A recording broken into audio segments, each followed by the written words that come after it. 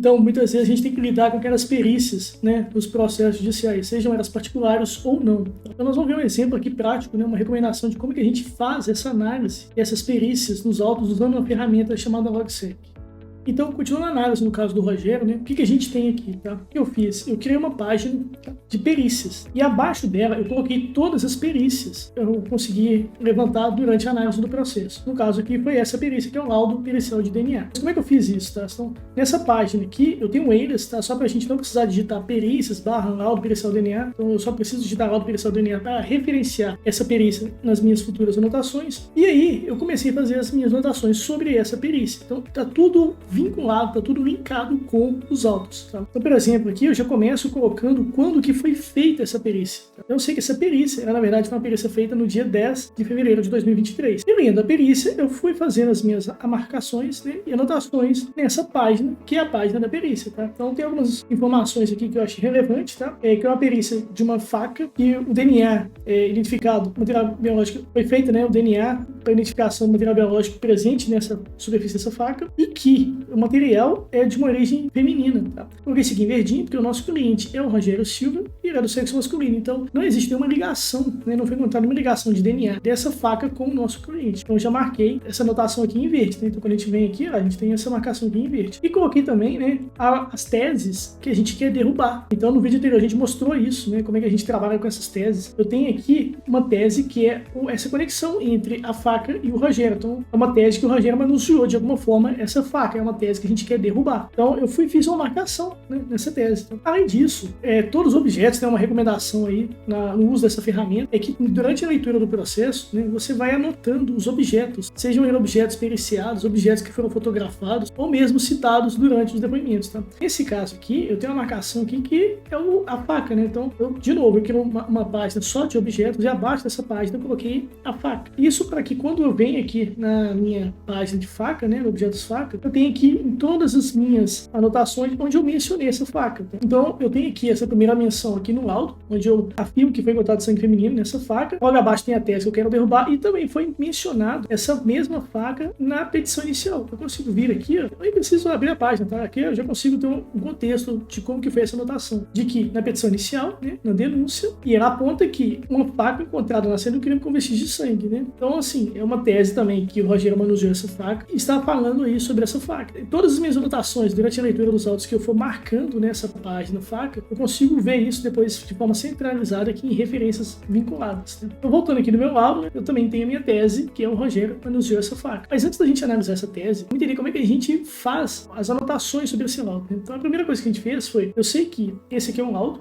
durante a leitura eu identifiquei isso, criei uma página para ele, que chama-se perícia, laudo pericial, mas eu tenho mais informações aqui interessantes, que é a data, que é o 10 de fevereiro, porém, lá no meu índice, né, desse processo, voltando aqui no índice, eu tenho esse laudo de DNA sendo anexado no dia 14, tá, de abril. Então são duas datas aqui que eu gosto muito de rastrear, de anotar. Como é que eu faço isso? Então, a primeira informação é no dia 10 de fevereiro. Então, se você vier no dia 10 de fevereiro, tem uma anotação aqui falando que foi concluído um laudo de DNA descrito na página, que é um laudo pericial de DNA. E no dia 14 de abril, então vamos lá no dia 14 de abril, tem aqui também que foi anexado o laudo de DNA descrito na página, laudo pericial de DNA. Por que isso, né? Eu tenho toda uma cronologia dos fatos, principalmente quando se trata aqui desse documento, né? Então, voltando aqui indo no laudo pericial e aqui em referências vinculadas, né? Eu tenho aqui que no dia 10 de fevereiro ele foi concluído, dia 14 de abril ele foi anexado aqui na perícia. E eu tenho aqui também uma anotação aqui na minha tese. Todas as referências a esse laudo, né, durante as minhas anotações, eu tenho aqui em referências vinculadas, inclusive o histórico dela, né, quando que ela foi feita e quando que ela foi anexada no processo. Indo aqui na minha tese, né, essa tese de que o Rogério manuseou essa faca, eu criei uma página só para ela, porque é uma tese que eu quero refutar. E aí eu fiz